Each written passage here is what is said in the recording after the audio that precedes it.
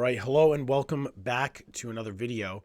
I'm going to try and get through this quickly because I've tried to record this, I think, 15 times now across 3 days, and I keep on making mistakes. So I'm going to try and get through this.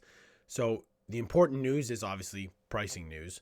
So basically, Games Workshop prices are going to be increasing 5% across their miniature model kits, like the plastic kits. The Start Collecting boxes are excluded from this price increase. They have the example here. If something was 35 pounds, it's going to go to 36 pounds. In terms of this, I understand this. It's COVID world. Shipping things costs way more. A lot of people are raging out online about this, being like, that's the last straw, Games Workshop. I'm not buying stuff. I think that if you were willing to pay 35 pounds for the Intercessors, you're willing to pay 36. I don't think that'll cut out people who are already buying Games Workshop stuff. And for people who aren't, this is just another reason not to purchase Games Workshop products. Some of the other increases, there's 10% across books, scenery, and resin miniatures. So the resin miniatures, I think it's unfortunate. Usually they're pretty old models and resin's pretty cheap. So to see that increase is not great. The scenery going up 10%. The scenery is fairly expensive already. To get a full board costs a pretty penny. I think that this will move a lot of people into going elsewhere for terrain or making your own terrain.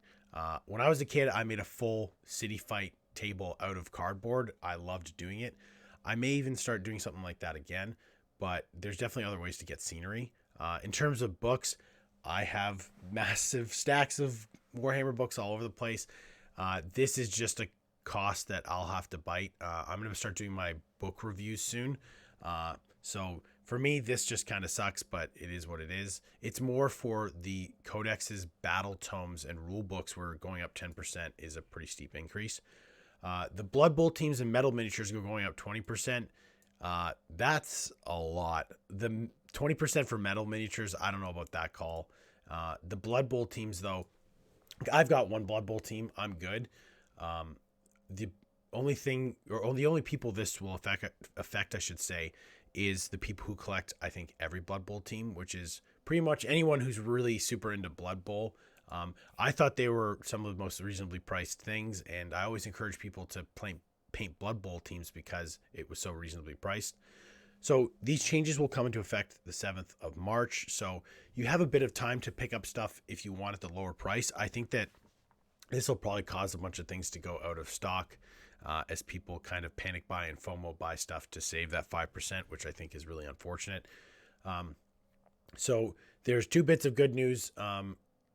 They're keeping some things at the same price and some currencies won't change. So the things they're not increasing are paints, brushes, paint sets, tools, and then the starter sets, which I already mentioned. So I feel as though next year there's probably going to be another article like this where they just say that all of these products will go up 5%. Right now, I'm pretty much only buying paints and brushes to paint up the stacks and stacks of miniatures I've accumulated. So for me, I am happy about them not going up. And some currencies are excluded in price increases. The Australian dollar. Australia is, I believe, the most expensive place to purchase Warhammer. So that's good for them, but it's still super, super expensive. China, they just rolled out into China, so I can see why they don't want to increase prices already. Japan and New Zealand, I'm not really sure why they would be excluded, but I'm sure there's a very specific reason for it. Let me know in the comments. Does this affect you at all? Are you done? Is that it? Are you out? I'll be making some more videos soon, so stay tuned.